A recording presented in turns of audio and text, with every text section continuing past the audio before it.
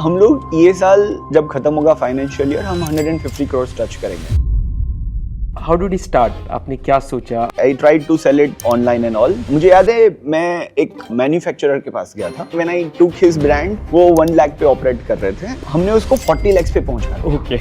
मेरे को एक और थॉट था कि why do I not create my own products and all. तो आज आपके पास कितने प्रोडक्ट्स हैं? हमारे वेयरहाउस में आई थिंक 8000 यूनिक प्रोडक्ट्स है। जब आप प्रोडक्ट्स को डायरेक्ट मैन्युफैक्चर लेके कुछ अपने ग्रुप बाइंग करने का सोचा, तब आपने कैटेगरी सोची कि क्या करूं? हमने डिओ टैब में एक बहुत अच्छा मॉडल रखा है कि यार अगर मेरे को किसी को सामान बेचना है तो मैं उसको बोल रहा हूँ तुम पैसे दो। अगर मैं आपको ऑनलाइन मैन ऑफ राजकोट कहूँ तो क्या वो सही रहेगा? I would be more than happy to say कि सिटी ऑफ ई कॉमर्स आप राजकोट को बोलोगे तो मुझे ज्यादा अच्छा लगेगा। अगले 5 साल में क्या समझते हो कि डिओ टैब क्या होना चाहिए? My father used to tell मी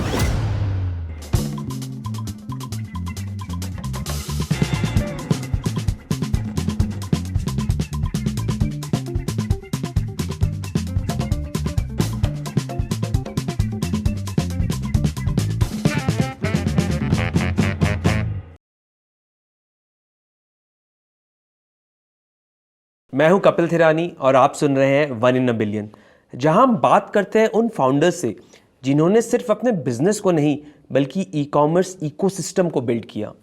आज का एपिसोड उन लोगों के लिए है जो पूछते हैं मैं क्या बेचूं, कैसे खरीदूं, किस प्राइस पर बेचूं, बिजनेस कैसे ग्रो करूं। आज हमारे साथ है समीर रजानी, फाउंडर ऑफ डिओ टैब, एक फर्स्ट जनरेशन एंटरप्रेन्योर जिन्होंने सोर्सिंग और प्राइसिंग को अपनी स्ट्रेंथ बनाई और फिर उस नॉलेज को यूज करके हजारों छोटे सेलर्स को स्टार्ट करने में मदद की। Welcome to the podcast Sameer. Oh thank you. So tell me about your business, what is it about, like आप क्या करते हो and everything about it. So I think Abil, fantastic introduction. Thank you. हम typically, if somebody asks me, Sameer, what is Deo App? What is your way of looking at the business? मैं simply ये बोलता हूँ कि हम एक seller हैं. Okay. हम एक ट्रेडर हैं, हम माल खरीदते और बेचते हैं। अब जब ट्रेडर की डेफिनेशन आ जाती है तो then now you're free. आप कुछ भी लेके कुछ भी बेच सकते हो, right? Then there is no boundary. तो typically we are a trader. और I think I would be more proud to say that I'm a marketplace seller. Okay. और तो जो पूरी जर्नी है जो आपने भी इंट्रोडक्शन दिया, उसके पीछे का रीज़न बहुत मैटर करता है कि अगर मैं किसी को बोलूँ कि मैं सेलर हूँ या मैं ट्रेडर हूँ तो ऑब्जेक्टिव क्या है उसके पीछे। तो हमारा हमेशा एक ऑब्जेक्टिव ये रहा था कि अगर मुझे कस्टमर्स को अट्रैक्ट करना है इवेंचुअली तो मेरी प्राइस अच्छी होनी चाहिए। करेक्ट। और अगर प्राइस अच्छी होनी चाहिए तो मेरी क्वांटिटी बाइंग होनी चाहिए। तो क्वांटिटी बाइंग सॉल्व करने के लिए I think we are more of like we prefer in ideology of कि हम ग्रुप बाइंग करेंगे। ओके। तो that's how it is working. Oh, great. And tell me something about yourself. Like, how has your journey been? Where are you from? And about your initial formative years, and then how has the business taken shape? So, tell me about yourself in particular. तो देखिए कपिल भाई, आप देखोगे ना अगर typically tier 2 cities या मैं usually Bharat word prefer करता हूँ, यहाँ से जो लोग आते हैं जिन्होंने अच्छा भी बिजनेस बनाया है, उनकी कॉमन स्टोरी ये होती है कि they are mostly from middle class या lower middle class. So I was also one of them. I probably feel that कि ये बहुत बहुत मैटर करता है because you know then your hustles are real, अब ज़्यादा एफर्ट्स डालते हो। तो मेरा जो अर्ली स्टेज था, मैं कुछ टाइम के लिए हैदराबाद में था। Okay. और हैदराबाद में था तो I was hustling with different work. तो इवेंट मैनेजमेंट कॉर्पोरेट में it looks very fancy word but typically मैं इवेंट्स के काम करता था और वहाँ पे अलग अलग इवेंट्स होते थे, कॉर्पोरेट इवेंट्स। Okay. और उससे पहले मेरी जो पढ़ाई हुई थी वो कुछ हैदराबाद में हुई थी, कुछ राजकोट में हुई थी। कुछ वर्क के लिए मैं कुछ टाइम पे सिंगापुर में रहा था। But typically it's always you know hustle करना है, कुछ करना है, कुछ करना है। एंड मुझे इन सब में एक चीज़ हमेशा याद रही थी कि अगर आप कुछ करना चाहते हो तो my father used to tell me thing कि यार आप लोग को ना कस्टमर के पास जाना चाहिए।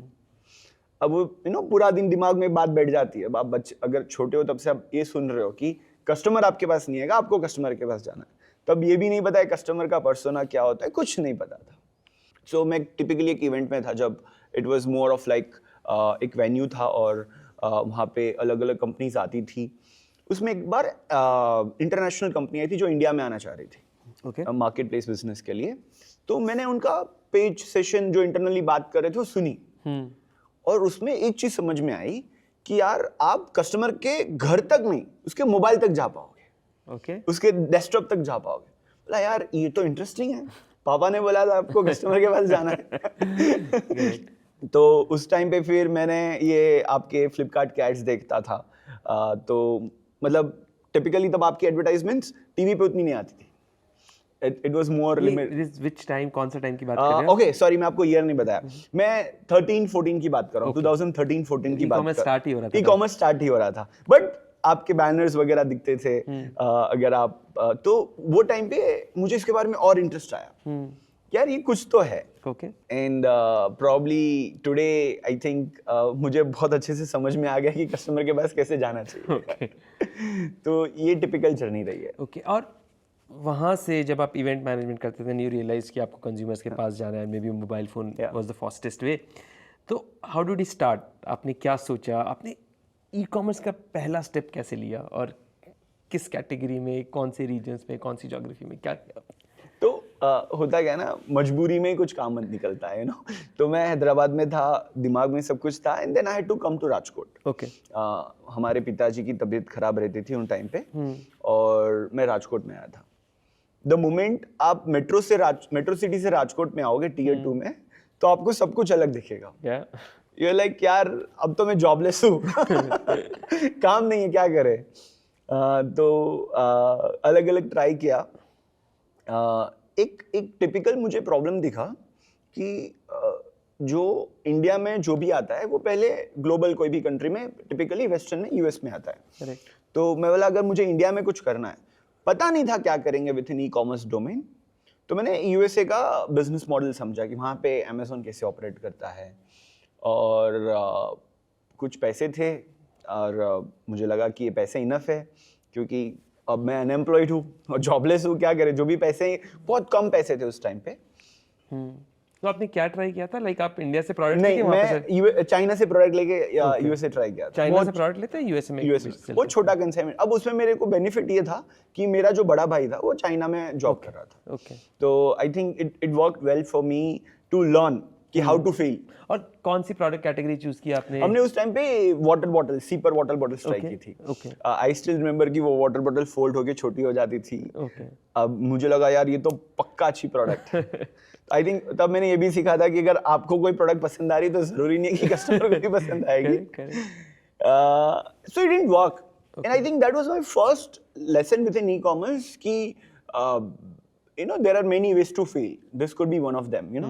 आप सिंपली एकदम अट्रैक्टिव प्रोडक्ट पिकअप कर लो और आप उसको बेचोगे तो जरूरी नहीं है कि वो बिकेगी। तो उस टाइम पे मैंने एक चीज देखी थी कि गूगल का VR कार्डबोर्ड आ रहा था। ओके इट्स अ कार्डबोर्ड, आप उसे पहनोगे तो आपको 3D में दिखेगा सब कुछ। तो वो प्रोडक्ट के पीछे मुझे बहुत इंटरेस्ट आया और मैंने देखा कि ये ऑनलाइन उतना बिकता नहीं है। ओके अगर किसी को खरीदना है तो उसको यूएसए से मंगाना पड़ता है। तो मैंने उसमें पूरे 3 से 6 महीने लगा दिए टू डेवलप दैट प्रोडक्ट कि क्या हम उसको बना सकते हैं और बेच सकते हैं। So you are trying to make that? या I was trying to make that.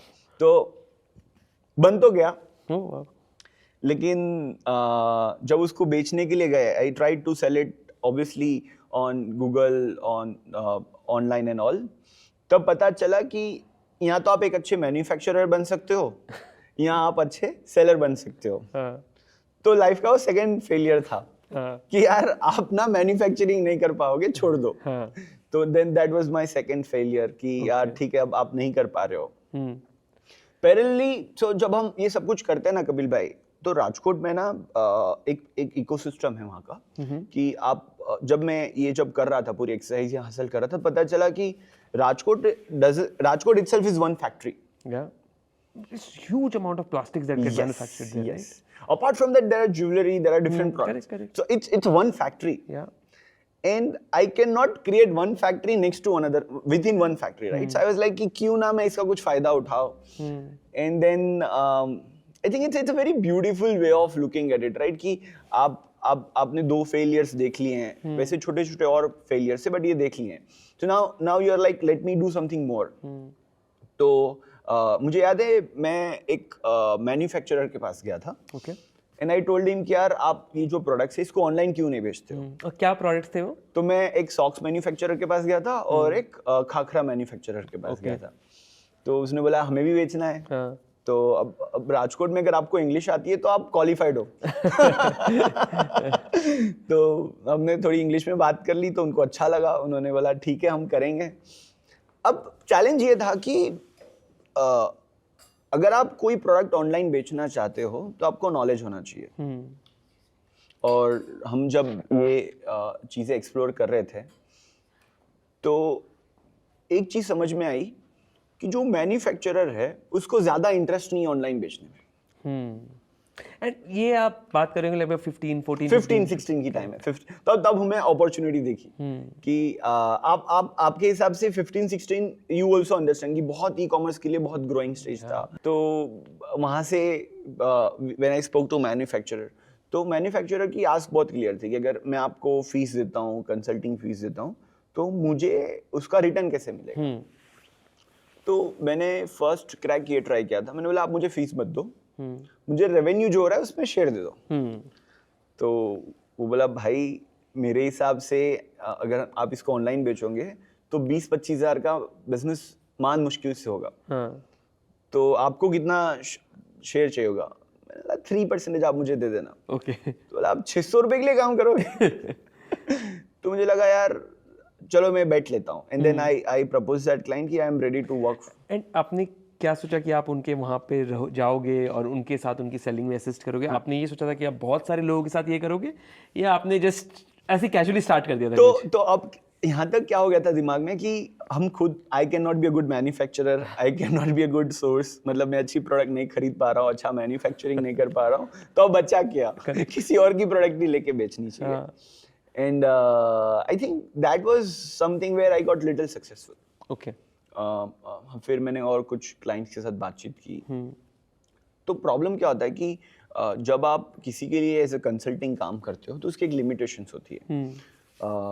तो but I think that was my first success in e-commerce. कितने लोगों के साथ कंसल्टिंग की और थोड़ा वो जर्नी बताइए, बिकॉज आई थिंक आज बहुत सारे लोग ये स्ट्रगल करते हैं, चाहे वो मैन्युफैक्चरर हो या एक ट्रेडिशनल ट्रेडर हो, बहुत स्ट्रगल करते हैं कि ई-कॉमर्स में स्टार्ट कैसे करें, कोई मेरी हेल्प कर दे. And there is a lot of inhibition around this even still. Like ये तो 15-16 की बात है, मैं 10 साल बाद की बात कर रहा हूँ. आज भी वही प्रॉब्लम है. आज भी काफी लोग स्ट्रगल करते हैं एंड काफी लोग are not ready. And it's more of the fear as compared to anything else. And तो उस टाइम पे फिर आप लोगों ने आपने से कितने मैन्युफैक्चरर्स को कन्वर्ट किया और क्या कॉन्वर्सेशंस थे?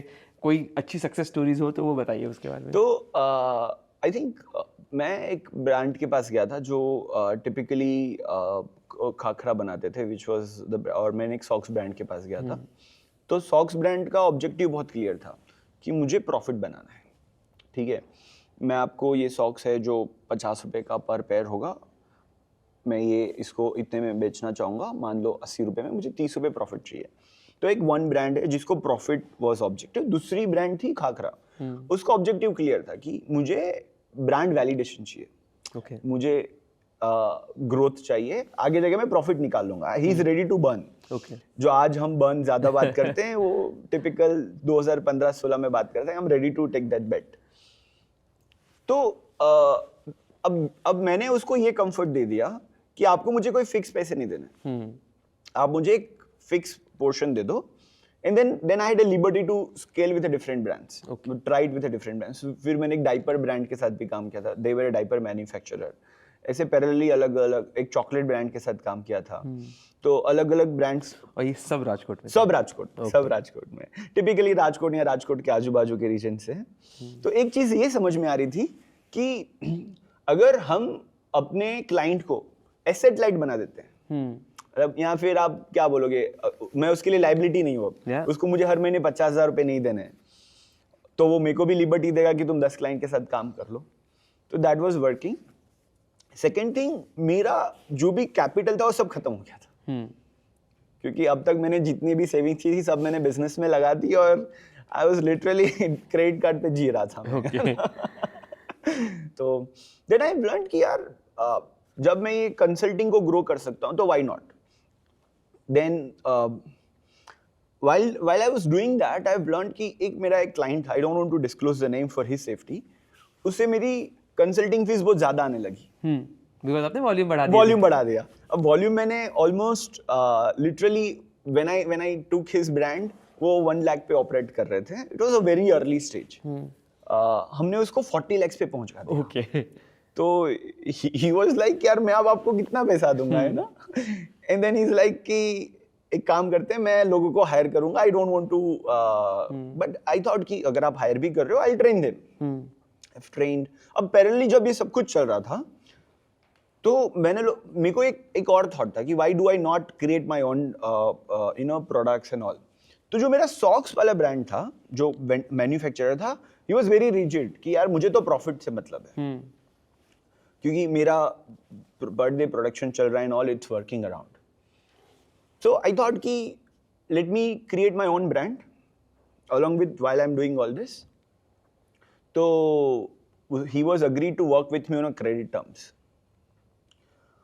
एंड पैरेलली मैं ये ब्रांड के लिए कंसल्टिंग कर रहा था जो बहुत बड़ी हो गई थी, उनका रेवेन्यू बहुत बड़ा हो गया था। And then we mutually agreed कि ठीक है मैं आपको हैंडओवर दे देता हूँ, आपकी टीम को ट्रेन कर दूंगा। And I was also getting occupied on those days.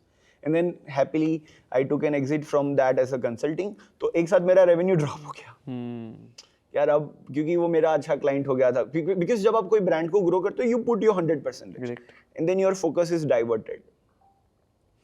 तो another learning in the life यार आपको ये नहीं करना है ज्यादा।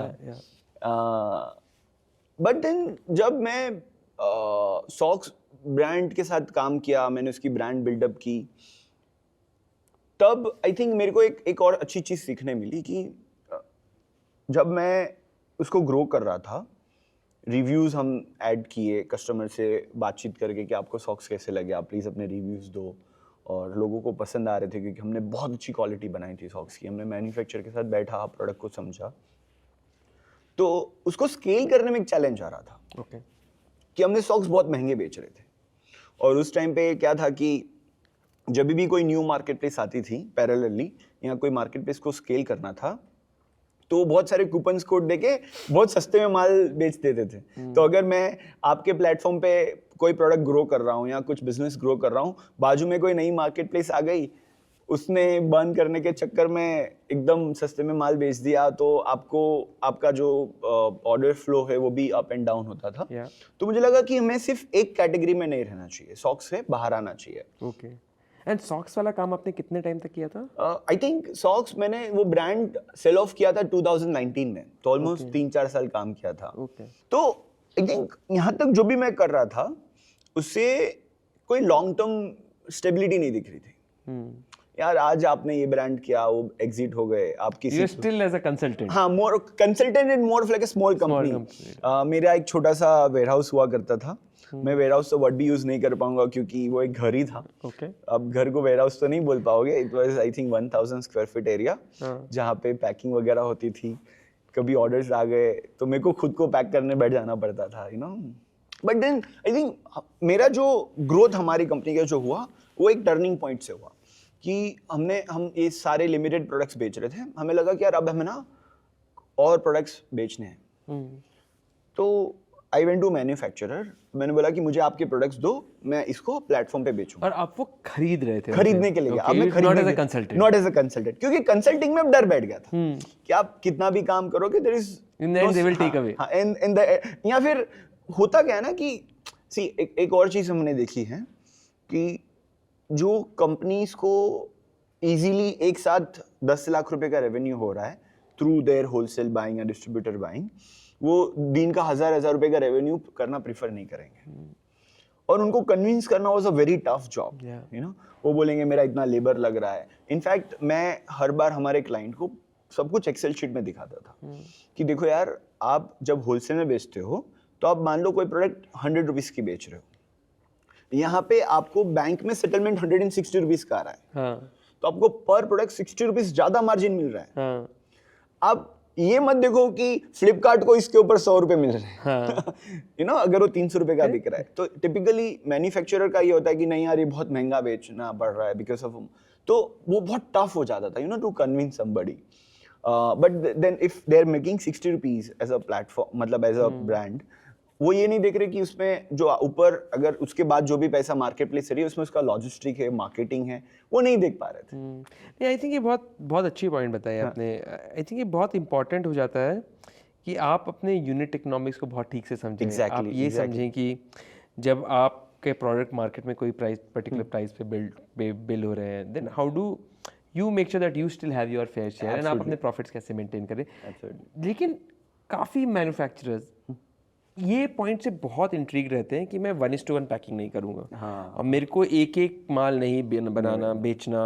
तो आपने इसको कैसे कन्विंस किया जब आप, मतलब एक तो obviously you started the when you started buying, that was a different problem, but पहले जब आप डील कर रहे थे तो ये तो आज भी बहुत रेजिस्टेंस है इसको मार्केट में लेके। तो आई थिंक मेरे आज भी जब मैं किसी को बोलता हूँ कि मैं 2014 में लोगों को कन्विंस किया था, 15 में रादर कन्विंस किया था कि आप 15 इज अ राइट ईयर, जब मैं लोगों को कन्विंस किया कि आप मार्केट प्लेस में आओ, तो लोग बोलते थे यार हम आज नहीं कर पाए 1-to-1 पैकिंग के लिए। तो जब आप उनको क्लैरिटी ऑफ पिक्चर दोगे, एक्सेल शीट में दिखाओगे कि आप 300 रुपए का सामान बेच रहे हो, इसमें 120 रुपए मान लो लॉजिस्टिक के जा रहे हैं, आपका 20 रुपए का रिस्क है जो आपका कुरियर रिटर्न आएगा या कुछ भी होगा, ये 20 रुपए का रिस्क है, और आपका स्टिल प्रॉफिट जो है वो gross profit 60 rupees, it's higher than what you are making probably in offline business. In any day आप कोई भी मार्केट प्लेस पिकअप कर लो। इनफैक्ट आपके पास तो बहुत ज्यादा ट्रांसपेरेंसी है। I think I touch wood, आप ये ट्रांसपेरेंसी और बढ़ाना और ये रखना, क्योंकि डे वन से मैंने ये चीज देखा है फ्लिपकार्ट में कि आप एक एक्सेल शीट डाउनलोड कर लो और अगर आप उसको अच्छे से पाइवोट टेबल बना के दिखाओगे तो आप सब कुछ उसमें दिखा देते हो।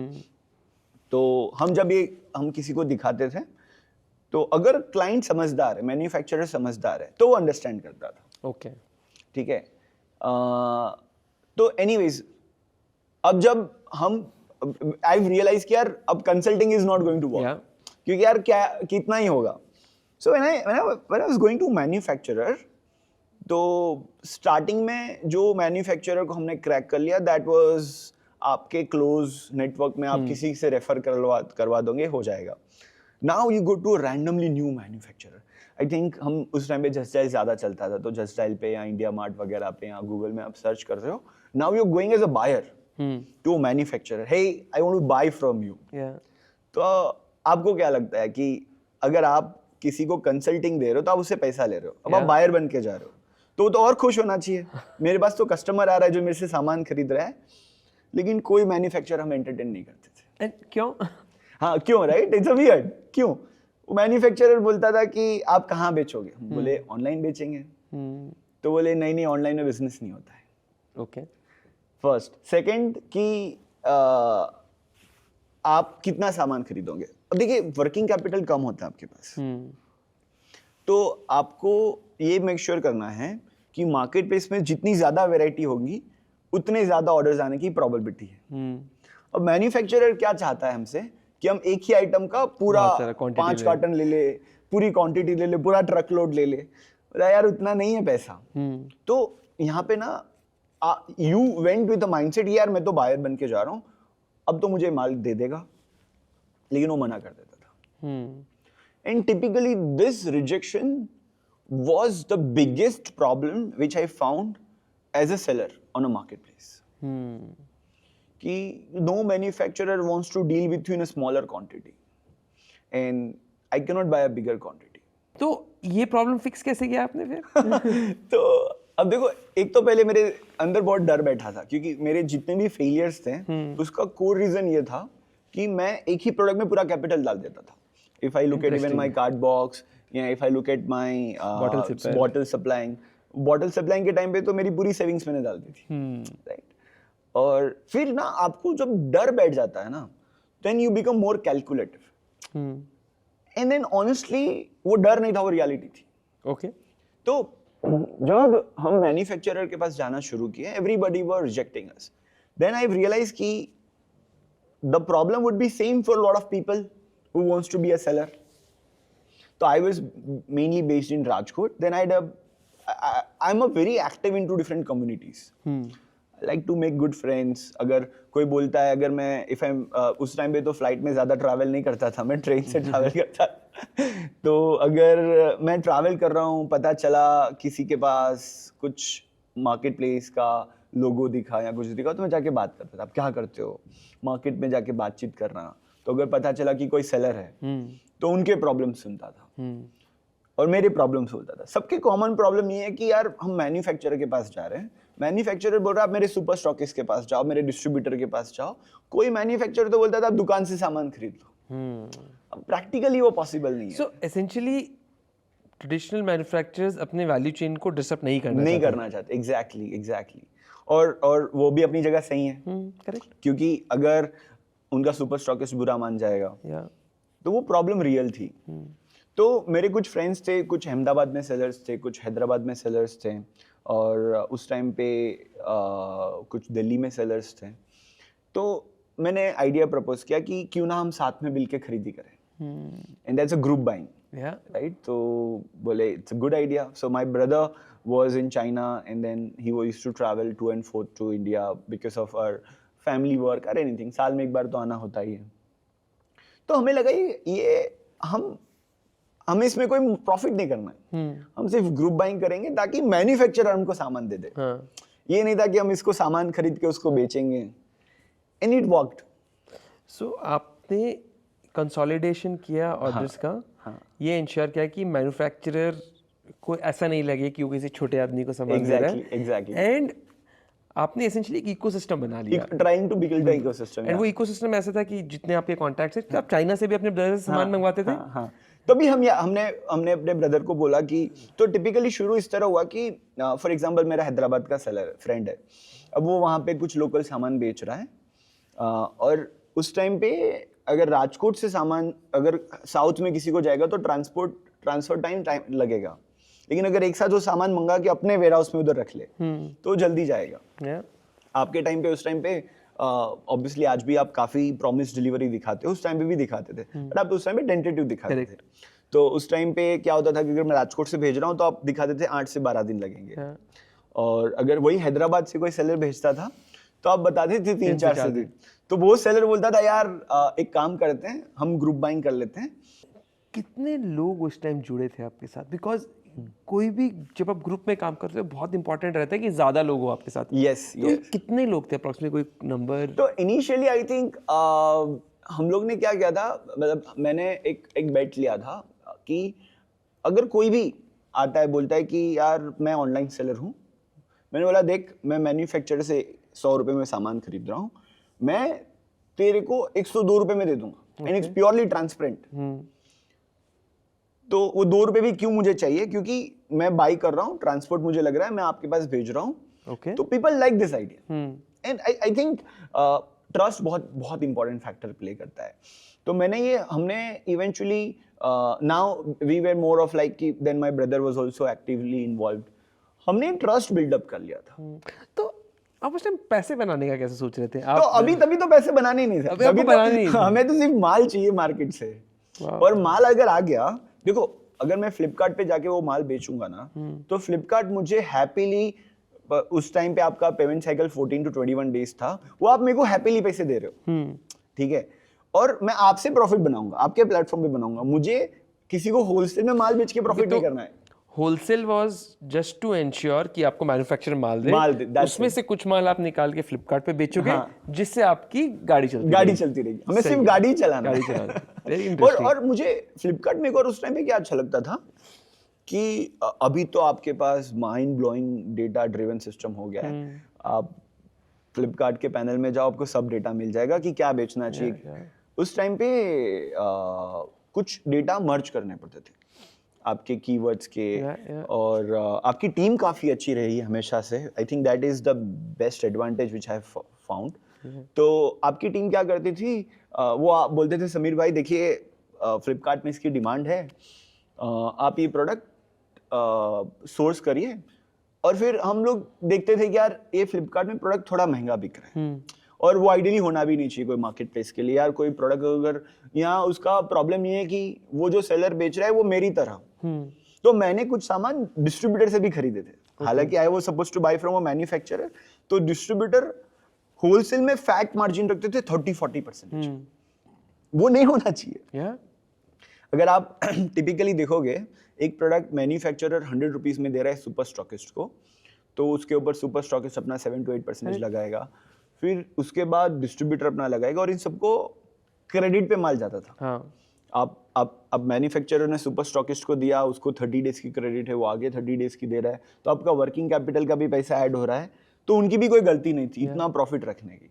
अब इवेंचुअली जो प्रोडक्ट था वो मार्केट प्लेस पे बहुत महंगा बिकता था, because too many hands Too many involved hands, yeah. and too many people involved and Right. सब वर्किंग कैपिटल में कर Right. रहे हैं, उसमें भी पैसे कभी डूब जाते हैं, कभी Absolutely. नहीं आते हैं, तो सारे रिस्क फैक्टर करने के बाद और हैंड्स करने के बाद I think the cost just inflated, Right. which is what you were trying to break. Yeah, I was trying to break it, which हाँ. was what your game scheme Yes, in the game. and my intent was not that कि I want to cut their margin. Yeah. My intent was simple कि मेरे को सस्ता मिलेगा, मेरे को market place में बेचना है। और I think if you remember those were the time, I think now we are talking about by now 2019-20 की बात कर रहे हैं, तो there was a lot of hateness around marketplace कि यार marketplace क्या करता है, खुद माल ले लेता है मार्केट से जाके खुद बेचता है।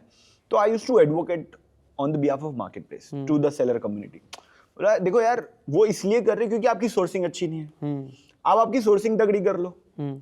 तो इवेंचुअली मार्केटप्लेस को क्या चाहिए, उनको अल्टीमेटली मार्केटप्लेस का एंड कस्टमर भले ही कंज्यूमर हो, but for them the buyer is equally the supplier is equally a customer. Yeah.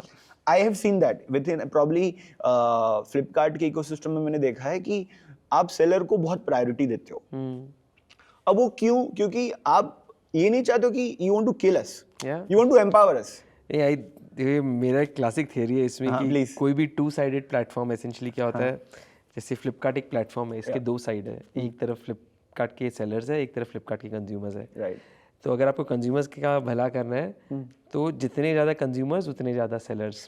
जब भी कोई इंसान एक प्लेटफॉर्म चलाता है, Right. इसका मूल मंत्र यही है कि आप दोनों साइड की एंटिटी को, आप किसी को एक से दूसरे से लड़ा के नहीं जीत सकते। ओनली विन विल बी जब दोनों एक साथ जीते। जब दोनों एक साथ जीते तो बीच में प्लेटफॉर्म के साथ में जीत जाता है। That is how it is I look at things. I think that is being visible in the downline. तो ये होता है ना कि टॉप लाइन में थॉट प्रोसेस क्या है वो नीचे दिख के आती है, राइट?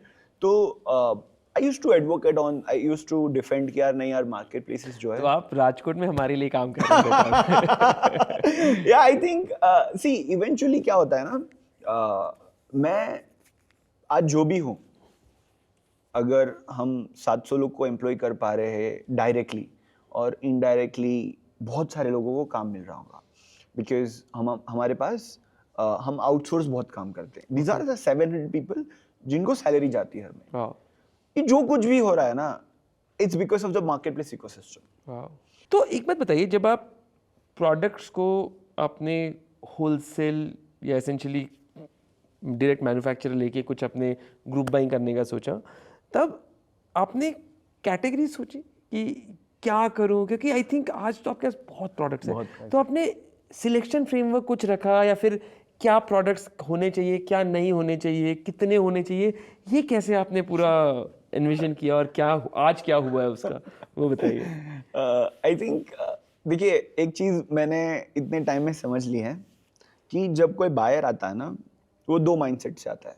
एक अपना प्रिपरेशन करके आता है शॉपिंग के लिए, जैसे अगर मुझे मोबाइल खरीदना है तो मैं यूट्यूब पे जाऊँगा, गूगल पे जाऊँगा, अपना रिसर्च करके जाऊँगा, और वो ब्रांडेड प्रोडक्ट्स है।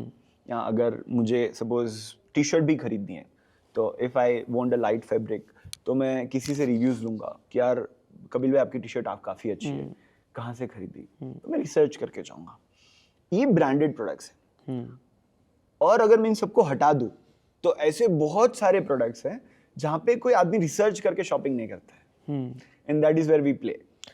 बट ये तो बहुत बड़ा सेगमेंट है। हाँ, जब आप बोल रहे हो, मतलब the entire unbranded market probably which is like which is the belly of the consumption in the country. Yes. तो उसमें इतने प्रोडक्ट्स हैं, and Rajkot is an hub for, जैसे आप प्लास्टिक की बात हो रही थी, आर्टिफिशियल ज्वेलरी की बात हो रही थी, even so many industrial products, I think everything comes from Rajkot. Yeah.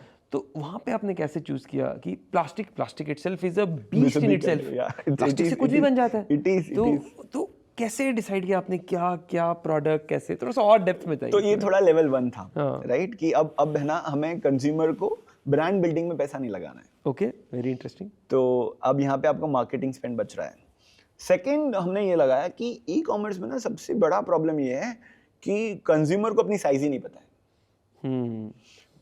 मुझे नहीं पता कि मेरे को कौन सी टी शर्ट आएगी, ऑनेस्टली आज की तारीख हर ब्रांड की साइज अलग, हर ब्रांड की साइज अलग है। तो हमने एक और फिल्टर लगा दिया कि हम वो नहीं बेचेंगे जिसमें साइज होनी चाहिए। इंटरेस्टिंग। तो आपने ये नहीं सोचा कि मेरे को क्या खरीदना है, क्या बेचना है, आपने हाँ, सोचा क्या मेरे को क्या नहीं बेचना बेचना। This is very very interesting. हाँ, तो पहला फिल्टर लग गया, दूसरा फिल्टर लग गया। फिर हमने देखा कि यार अगर कोई इतने हाई प्रॉफिट पे ऑपरेट कर रहा है मार्केट में, तो बेवकूफ तो नहीं है। क्यों कोई इतना प्रॉफिट रखेगा? तो फिर समझ में आया कि उसका डेड स्टॉक ज्यादा होता है। ओके। अब दूसरा चैलेंज था कि डेड स्टॉक। तो हमने हमारे प्लेटफॉर्म पे ऐसे कोई भी प्रोडक्ट्स नहीं बेचते हैं जिसमें बायर की बाइंग डिसीजन कलर के बेसिस पे वो डिसाइड करें, डिजाइन के बेसिस पे करें। तो शायद मैं सोफा खरीदने जाऊंगा तो मुझे ब्लू सोफा चाहिए होगा, या ये एनी रैंडम प्रोडक्ट, तो हमने वो भी हटा दिया। तो अब क्या नहीं बेचना है वो और फिल्टर आउट होते जा रहा है। फिर हमने एक चीज ऑब्जर्व की थी। I tell you one very interesting case study. So my brother was in China and he once came to Rajkot. तब तक हमारा बिजनेस काफ़ी एस्टेब्लिश हो गया था। वो फ्लाई करते रहते थे। उन्होंने एक वहाँ से चॉपर लाया था, ऑनियन कटिंग का, और वो जो प्रोडक्ट था वो बहुत इंटरेस्टिंग प्रोडक्ट था, और उसमें बहुत सारे फंक्शंस थे। वो पूरा मैनुअल था, बट बहुत सारे फंक्शंस थे। और वो प्रोडक्ट एक्चुअली इनोवेशन जर्मनी ने किया था, तो चाइना को भी क्रेडिट नहीं मिलना चाहिए। वो जर्मनी का इनोवेशन था, जर्मनी की वो शार्प ब्लेड थी एंड ऑल। तो हम जब ये प्रोडक्ट, तब तक मैन्युफैक्चरर हम पे ट्रस्ट करने लगे थे कि यार ठीक है यार, ये डिओडैप करके कोई कंपनी है, ये सामान खरीदती है, और हमने एक और पेमेंट्स वगैरह भी टाइम पे दे देती हैं। हमने सब कुछ अपना रेपो बिल्डअप कर लिया। तो मैन्युफैक्चरर के पास जाके बोले कि यार ये प्रोडक्ट ना, ये आप बना सकते हो क्या? तो उन्होंने बोला यार बना तो देंगे, लेकिन इसमें मेरा इन्वेस्टमेंट ऑलमोस्ट 35 लाख रुपए का चला जाएगा। Okay. Because you no injection moulding, mould and all. तो हमें भी डर लग गया, क्योंकि हमारे पास उतना भी पैसा नहीं था कि हम उसको बोले कि we are ready to invest.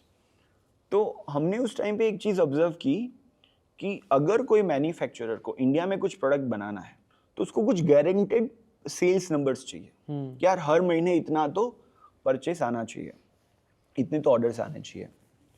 तो हमने उस टाइम पे कुछ चाइना से सामान खरीदा और उसकी हमने क्वांटिटी प्रेडिक्शन लगाना शुरू किया। और कैसे किया आपने?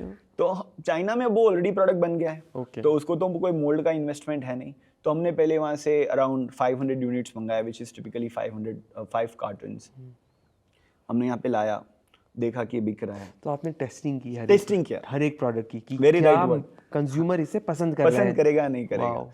और जब ये फेस चलता था, तो मीनवाइल हम जब भी कोई प्रोडक्ट लेके आते थे तो मैन्युफैक्चरर को दिखाते भी थे, देखो यार हम ये प्रोडक्ट लेके आना चाह रहे हैं, हम इसको स्केल करना चाह रहे हैं, क्या आप इसको आगे जाके बनाओगे? तो मैन्युफैक्चरर भी बोलता था कि ठीक है मैं बनाऊंगा। और अभी हम पहले नहीं थे ऐसा करने वाले, हम ये पहले नहीं थे। मैन्युफैक्चरर के पास बहुत बार लोग आते थे, लेकिन मैन्युफैक्चरर की हमेशा एक प्रॉब्लम क्या होती थी, जब भी कोई इस तरह आके बात करता था कि मुझे ये प्रोडक्ट्स चाहिए, तो उसे एक्सक्लूसिविटी डिमांड करते थे कि यार मतलब मैं अगर आपको एक प्रोडक्ट दे रहा हूँ, आप ये सिर्फ मुझे ही दोगे, किसी और को नहीं दोगे। तो हमने सोचा कि एक्सक्लूसिविटी किसको चाहिए, जिसको बहुत ज़्यादा प्रॉफिट रखना है। तो हमें तो ज़्यादा प्रॉफिट नहीं रखना था, वो हमारे कोर डीएनए में है, कंपनी के कोर डीएनए में, कि हमें कोई प्रोडक्ट में ज़्यादा प्रॉफिट रखना ही नहीं है। तो मैन्युफैक्चरर बोला यार हमारे पास बहुत लोग आते हैं जो प्रोडक्ट्स के आइडियाज़ लेके आते हैं, बट वो एक्सक्लूसिव डिमांड करते हैं। तो हमने सब मैन्युफैक्चरर्स को बोल दिया कि हमें कोई एक्सक्लूसिविटी नहीं चाहिए, हम आपको प्रोडक्ट चाइना से लाके देंगे, डिमांड, फोरकास्ट, प्रोजेक्शन सब लाके देंगे। तो मैन्युफैक्चरर खुश हो गया कि यार ये बायर मेरे से 20-25% तो मेरा प्रोडक्शन लेने के लिए रेडी है और एक्सक्लूसिविटी भी डिमांड नहीं कर रहा है। तो उस टाइम पे राजकोट का जो इकोसिस्टम था ना, वो ग्रो कर रहा था। और देखो टिपिकली मैं ये क्रेडिट नहीं ले पाऊंगा कि हमने इसमें बहुत कंट्रीब्यूट किया है, राजकोट का इकोसिस्टम ऑलरेडी बहुत अच्छे से था। But that was more centric towards exhibitions, offline ceilings. आपके जो भी प्रोडक्ट्स बनते थे ऑफलाइन सेलिंग के लिए बनते थे. अब ऑफलाइन सेलिंग में क्या होता था कि आपको प्रोडक्ट बहुत बड़ा दिखाना है क्योंकि तभी उसको उसका वैल्यू दिखेगा. और ऑनलाइन में जितनी छोटी प्रोडक्ट होगी उतना फायदा होगा. नहीं, इस पॉइंट से पहले आई थिंक आपने जो बोला वो किसी बिजनेस के लिए मास्टर क्लास है. हाँ, कि प्रोडक्ट्स को पहले टेस्ट करना चाहिए, राइट. पहले खुद देखे जो आप चाइना में खुद सेलेक्ट कर रहे हैं, फिर आकर छोटी क्वांटिटीज़ में लाके उसका ट्रायल करना चाहिए ताकि कंज्यूमर पल्स समझ में आए, और उसके पास उसे बनाना चाहिए उन लोगों के साथ जो आपको बेस्ट रेट में दे पाए, लेकिन उनको बाउंड नहीं करना चाहिए. और जब आप ये सब कुछ कर लेते हैं, I think that is how traditionally strong businesses are built, and that is what you have done. I think ये जो मॉडल आपने निकाला है जो एकदम अननोन मॉडल था, that is really really like eye opening कि आपने एक देखा कंज्यूमर को वैल्यू देना, that is your only core DNA. मुझे और किसी चीज़ से मतलब नहीं है. मुझे मतलब नहीं है कि मेरे कंपटीशन कौन है, मुझे मतलब नहीं है कि मेरा प्रोडक्ट मेरे सप्लायर से कोई और खरीद रहा है, कुछ नहीं है. हर पॉइंट पे मेरे को बस कंज्यूमर को वैल्यू देना है. एंड इस थॉट प्रोसेस पे इतनी बड़ी कंपनीज बिल्ड हुई है, इतनी बड़ी कंपनीज बिल्ड हुई है, and I think you are on that direction. I really want to say what you the business model, it's very rare that you find someone speaks so passionately about his core values and business model, which is really really good. Oh, thank you. Yeah, I think it's a good observation. So see, it's all about now, it's a reflection for me also, right? कि हम कई बार लोग बोलते हैं कि यार हमें भी डाउट होता है, right? I also get a doubt कि was it a fluke या it's an effort? कि ऐसे लग गया और कंपनी खड़ी हो गई, हमने मेहनत की है. तो इट हैज़ वर्कड. कपिल भाई आप देखिए ना, आज फ्लिपकार्ट को मैं बहुत closely passionately I love Flipkart the way it is doing the business, right. आप हमें इतना डेटा देते हो आपके प्लेटफॉर्म का, ठीक है. हालांकि आपने कभी ये नहीं सोचा कि डेटा का मिसयूज़ क्या हो सकता है, राइट. मैं आपका डेटा आपके कंपटीशन को दे सकता हूँ, मैं आपका अपना खुद का मार्केट, जो कि हालांकि वो बहुत नेक्स्ट टू इम्पॉसिबल है, but this all, but then what you want to do is कि tell me what you need, I am ready to give you, let's be a transparent. तो हम भी वही करते हैं. आज अगर मेरा जो भी सेल्स होता है या मेरा जो भी परचेस होता है, मेरे जो बायर्स हैं जिनके साथ मैं जिनको मैं सामान देता हूँ ग्रुप बाइंग में, मैं उनको ट्रांसपेरेंटली मेरी परचेस शेयर करता हूँ. ओके. तो आज हमारा काफ़ी बड़ा नेटवर्क है जो हमसे सामान खरीदते हैं. कितने लोग जुड़े हुए हैं आपके साथ? लार्जर नंबर बोलूँ तो आई थिंक 25,000 लोग हैं. 25,000 people buy actively do from us, group buying with you. Yeah. And ये कितनी quantities लेते हैं एक बार में? तो देखिए, हमने ना ये हमारा कोर थॉट प्रोसेस ये था कि अगर आप मैन्युफैक्चरर के पास जाओगे तो आपको कहीं ना कहीं बाइंड करेगा. करेक्ट. 3 पीस लो, 6 पीस लो. हमने डिओ टैब में एक बहुत अच्छा मॉडल रखा है कि यार अगर मेरे को किसी को सामान बेचना है तो मैं उसको बोल रहा हूँ तुम पैसे दो, मैं सब कुछ उसको बोल रहा हूँ. अब मैं कंडीशन और क्या लगाऊं? तो हमने कोई कंडीशन नहीं ली, हमने सिर्फ ये कंडीशन लगाई, प्लीज आप पैसे दे देना. ओके. और कोई कंडीशन नहीं, आप एक पीस लो, 5 पीस भी ले सकते हो. बिल्कुल हमसे ले सकते हो. और ये आपको पेमेंट क्या ये प्रीपेड ऑर्डर्स होते हैं, पोस्टपेड ऑर्डर्स होते हैं, या आपने कोई क्रेडिट साइकिल फिक्स कर रखा है? तो हम क्रेडिट साइकिल वाला मॉडल, हमारे कुछ बायर्स जब मैच्योर हो जाते हैं हमारे साथ, तो क्रेडिट साइकिल में हम हेल्प करते हैं. ओके. बट वो कोर हमारी यूएसपी नहीं है. ओके. कि हम क्रेडिट पे माल दे रहे हैं. हमारी कोर यूएसपी ये है कि हम ये जो भी 25,000 है उनको हम बायर नहीं मानते, हम उनको हमारे साथ ग्रुप बाइंग मानते हैं. ओके. कि मैं मैन्युफैक्चरर के पास गया, अब मैं उसको ये रिप्रेजेंट नहीं कर रहा हूँ कि मेरे पीछे 25,000 लोग हैं, मैं उसको ये रिप्रेजेंट कर रहा हूँ कि मेरी जो बाइंग कैपेसिटी है वो इतनी है कि मैं आपकी कंडीशंस मीट कर पाऊंगा. ओके. एंड जब आप मैन्युफैक्चरर के पास जाकर प्रॉब्ली बल्क में माल लेते हो तो मैन्युफैक्चरर तो आपको क्रेडिट कुछ देता होगा?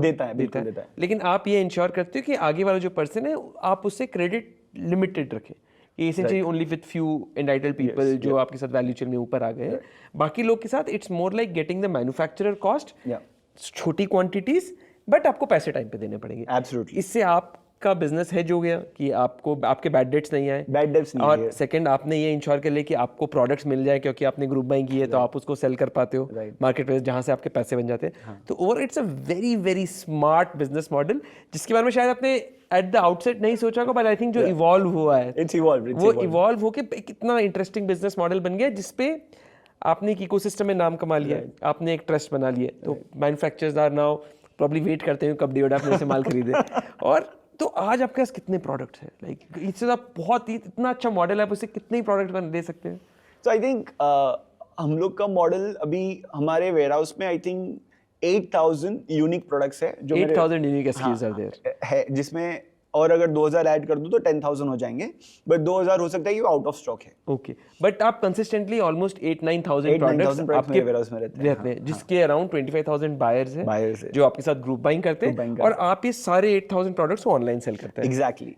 तो अब आपके थोड़ा प्रोडक्ट्स के बारे में चलते हैं। आई थिंक आप राखी को बहुत अच्छे से सीजन को यूज़ करते हैं। देखिए, लेकिन जब आपकी कोर फिलॉसफी थी उसमें आपने बोला था आप डिज़ाइन लेड कैटेगरी बहुत ज़्यादा नहीं करेंगे, या मे बी जिसमें कलर्स बहुत ज़्यादा हो, but still Rakhi is somewhere where you really Excel.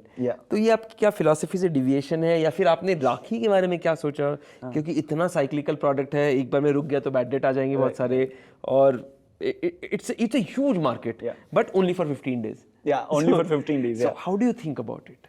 So I think that's a good question. देखिए, हमारा core rakhi is a by product, हम उसके साथ चॉकलेट्स भी देते हैं। अगर आप हमारे प्लेटफॉर्म पे देखोगे तो चॉकलेट में इट्स वन प्रोडक्ट, उसमें ज्यादा वैरायटी नहीं है। ओके, राखी के डिजाइन्स में वैरायटी बहुत है। अब राखी को लेके आने का कोर रीजन क्या था पता है कपिल भाई? मैंने ना पहली बार जब चॉकलेट बेची थी ऑनलाइन में, तब सिर्फ चॉकलेट बेची थी। तो हम अभी भी चॉकलेट्स बेचते हैं। तो उस टाइम पे एक गैप दिखा कि अगर कोई राखी खरीदता है या किसी को गिफ्ट करता है, तो जो राखी की डिजाइन्स है उसमें हैंड एफर्ट्स उतने नहीं होते। तो आपको पता चल जाता है कि राखी में हैंड एफर्ट्स कितने लगे और मशीन के एफर्ट्स कितने लगे। राखी ब्यूटीफुल तभी लगती है जब वो हाथ से बनती है, जब उसमें हाथ से eventually it's an emotion, right? आप एक इमोशन से खरीद रहे हो। तो आई थिंक स्टार्टिंग में हमारे 10-12 डिजाइन ही थे, क्योंकि कोर वैल्यू ये था। तो जब मैं कुछ लेडीज को मिला हूँ जो राखी मैन्युफैक्चर करते हैं हमारे लिए, जो टेक्निकली मीना आर्ट वगैरह करते हैं। उसमें जो मोती लगाने हैं उसमें लॉजिकल रीजनिंग करनी होती है कि कौन सा मोती कितना अच्छा लगेगा। तो उन लोग के लिए ये काम नहीं है, उनको मजा आता है। यार हमने ये राखी बनाई, हमने इसमें मीना बनाया, एक ब्यूटीफुल प्रोडक्ट बन के बाहर आया।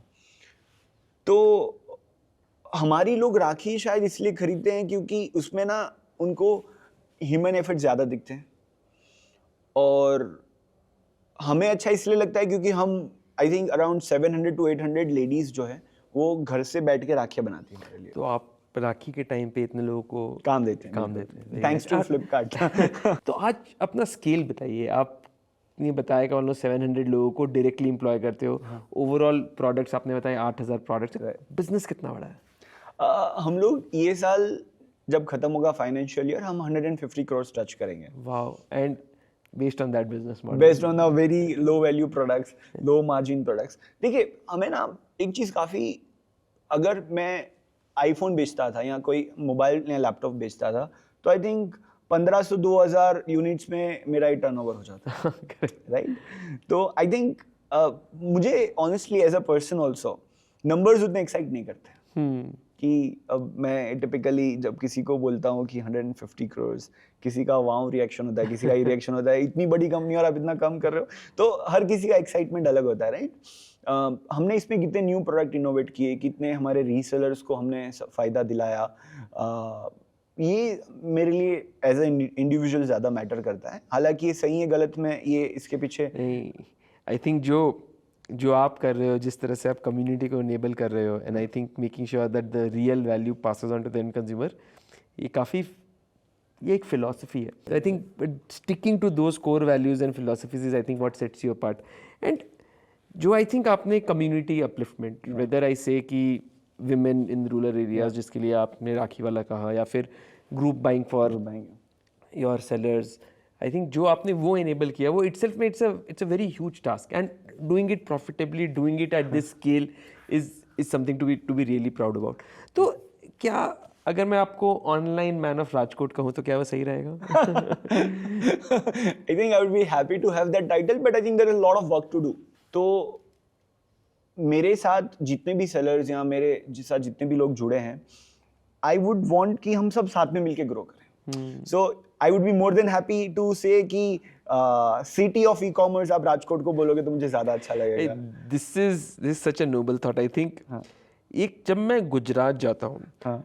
वो हमेशा एक मुझे नया एंटरप्रेन्योरशिप सिखाता है. There is something about that state which just excites you when it comes to entrepreneurship. जैसे जब मैं क्योंकि मार्केट प्लेस में तो सूरत बहुत रेगुलरली जाना होता है, वहाँ पे जाता हूँ तो मेरे को याद है एक बार मैं जिस कैब में बैठा था उससे पता चला कि मैं फ्लिपकार्ट से हूँ, तो उसने मुझे कहा सर कोई बिजनेस शुरू करना, आप बताइए क्या करें. That is how the entrepreneurship bug is there. And I think जिस तरह से आप उस कम्युनिटी में एक डिफ्रेंसिएशन ला रहे हो और जिस तरह से आप लोगों को इनेबल कर रहे हैं, I think it will definitely bring Rajkot to the level what you are thinking.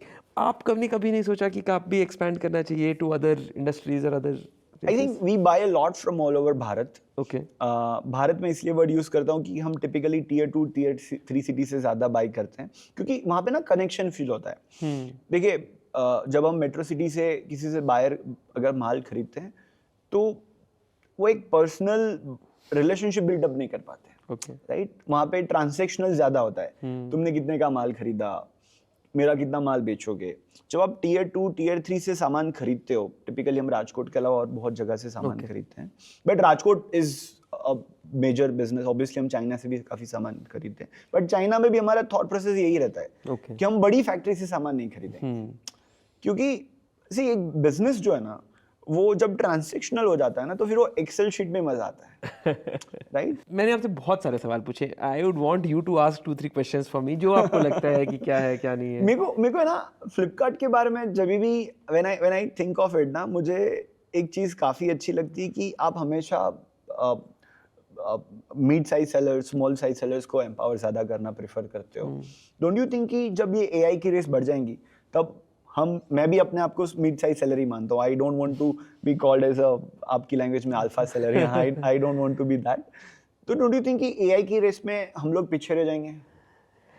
जितना मैंने एमएसएमई सेक्टर को देखा है और समझा है, मुझे लगता है ये बहुत ही अभी भी स्टिल ई कॉमर्स में हमने टैप ही नहीं कर पाए हैं. एंड मुझे लगता है जैसे मैंने आपको 2-साइडेड प्लेटफॉर्म की थ्योरी बताई थी, मैं बहुत स्ट्रांगली बिलीव करता हूँ कि जितने ज़्यादा सेलर्स होंगे उतने ज़्यादा कंज्यूमर्स आएंगे. Even though AI is there, but I don't think what these MSMEs bring to the table can be replaced. And ये राइट सिलेक्शन लेकर आते हैं, राइट वैल्यू लेकर आते हैं. एंड जब ये दोनों चीज़ इज़ द मोस्ट इंपॉर्टेंट जो कंज्यूमर को चाहिए.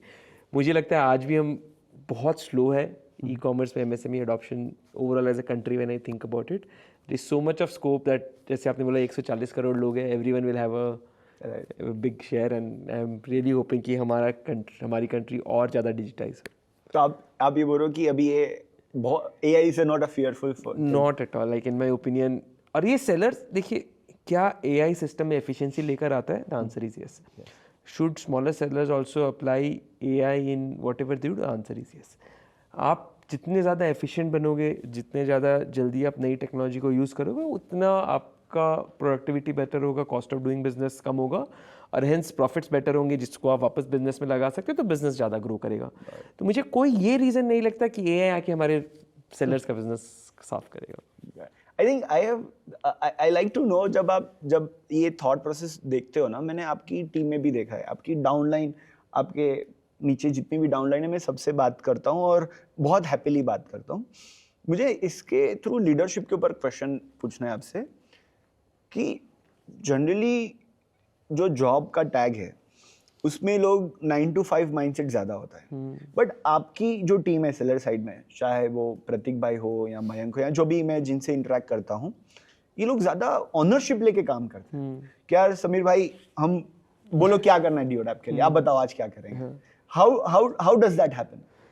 आई थिंक ये जैसे आपने बताया, ये ऊपर से फ्लो करता है. And I think a lot of a credit goes to the Flipkart, the entire leadership team, जो काफ़ी इंडिपेंडेंस देती है लोगों को कि आप एंटरप्रेन्योरियल बनिए. एंड कुछ हमारे लीडरशिप प्रिंसिपल्स होते हैं, उसमें एक बहुत इंपॉर्टेंट है कि हमारे में फाउंडर्स मेंटालिटी कैसी है. एसेंशियली कि आप कितना एक फाउंडर के जैसे सोचते हो. तो हम चाहते हैं कि अगर हम एक फाउंडर के जैसे सोचेंगे तो हमारी टीम भी फाउंडर के जैसे सोचेगी। तो काफ़ी इंडिपेंडेंस देना चाहता है मैं अपनी टीम को, क्योंकि आप देखते हो काफ़ी रेगुलर कॉन्वर्सेशंस में टीम आपको दिखाएगी कि ये हमारा बिजनेस साथ में है एज कम्पेयर टू आपका बिजनेस और मेरा सिर्फ 9 to 5 का जॉब है। It's more of the mentality which stems from the leadership and I think that is what plays an important role. तो आपको लगता है कि ये आप बहुत अच्छे से कर पा रहे हो, राइट? और ये जब आगे का जो बिजनेस मॉडल बढ़ रहा है वो क्विक कॉमर्स की तरफ ज़्यादा बढ़ रहा है, राइट? तो वहाँ पे तो फ्यूचर में आपको ज़्यादातर, I don't know what is your vision for the quick commerce, वहाँ पे ज़्यादा आपको बड़े सेलर्स के साथ ज़्यादा काम करना हो सकता है, right? How would you see that कि ई कॉमर्स के अंदर बड़े सेलर्स के लिए ज़्यादा अपॉर्चुनिटी या छोटे सेलर्स के लिए ज़्यादा अपॉर्चुनिटी है? मुझे अभी भी लगता है कि smaller sellers are the one जो पूरे ई कॉमर्स डिसरप्शन को और आगे लेकर जाएंगे। Okay. And I still firmly believe कि जो हमारे टेल टॉर्सो सेलर्स है, जो हमारे मिड साइज सेलर्स है, उनका पेनिट्रेशन अभी बहुत बचा है। जैसे डिजिटाइज होंगे, AI आएगी, इज स्पीड इंपॉर्टेंट जो कोई कॉमर्स प्रोवाइड करता है? The answer is yes, but is selection important? The answer is yes again. तो सब कुछ आपको राइट कंज्यूमर की जो नीड है कि क्या उसे सिलेक्शन चाहिए तो वो भी देना पड़ेगा, अगर उसे स्पीड है तो वो भी देना पड़ेगा।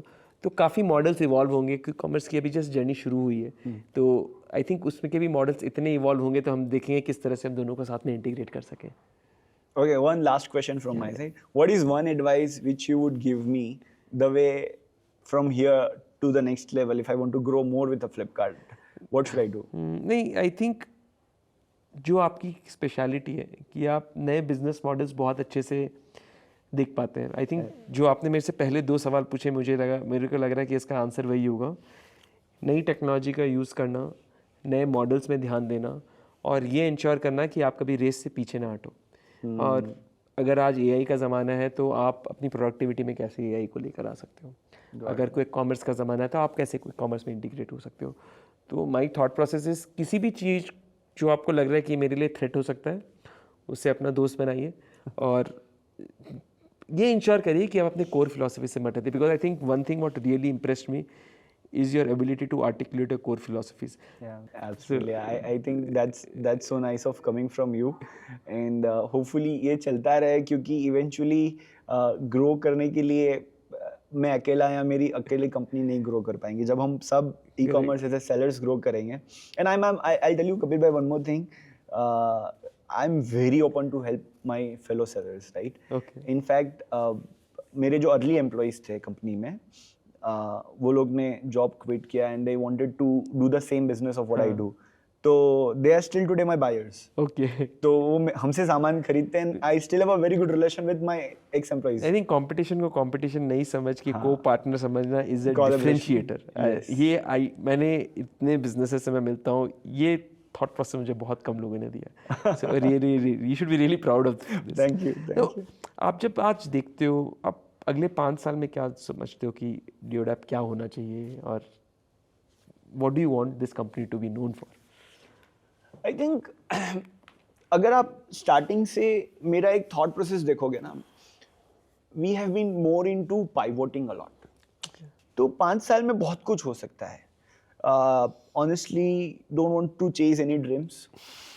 ये थोड़ा लेस विजनरी लगता है, बट आप इसको देखोगे, nobody would have predicted कि जो हिसाब से AI और quick commerce, basically e commerce category इतना ड्रास्टिकली चेंज होगा, राइट? अगर मैंने 5 साल पहले कुछ ड्रीम बनाया होगा कि मैं फॉर एग्जांपल मान लो मैं अपना खुद का वेबसाइट बना दूँ, तो आई डोंट थिंक कि today that would be my differentiator, क्योंकि आज I can not compete with quick commerce. या अगर मैंने सोच लो कि मैंने कुछ प्लान किया हो, तो with AI I can't compete with. So I think it's not about even competing, it's about once you so it's honestly 5 years के बाद answer would be कि I would see with a larger product selections, larger group buyers with me, ज़्यादा लोग हम पे trust करें, क्योंकि India में ये होता है कि if something is too good then वो पॉइंट आता है too good to be too true whatever, right? तो हम चाहते हैं कि हम उसको ब्रेक करें। लोग अगर हमारे साथ जुड़ रहे हैं तो उनको हम जितना भी ट्रांसपेरेंटली काम कर पाए वो बताए। आई थिंक हमारे जितने भी ग्रुप बायर्स है जो हमसे काफ़ी टाइम से जुड़े हैं, उनको हमारी एक चीज़ काफ़ी अच्छी लगती है कि अगर कोई प्रोडक्ट हम उनको दे रहे हैं, now it's more of a relation of buyer to seller, but typically we are a group buyer. तो हम जितने इवॉल्व हो रहे हैं, हमारी जब प्राइस मार्केट में अगर हमें कोई सस्ता मिल गया तो हम ऑटोमेटिकली हमारी प्राइस ड्रॉप कर देते हैं। सो आई थिंक 5 साल के अंदर यही होगा कि people should trust us more on what we do, and Flipkart should empower us more कि हम और इसमें आगे बढ़ें। और आपका जो सिस्टम है, वो जो हिसाब से आप अपना बैकएंड इम्प्रूव कर रहे हो, आई टेल यू, जो पुराने सेलर्स जो नहीं, अगर आज जो पिछले 2-3 साल में आए हैं, फ्लिपकार्ट जो हिसाब से बैकएंड में ग्रो करता है, oh my god, I think that's too good thing.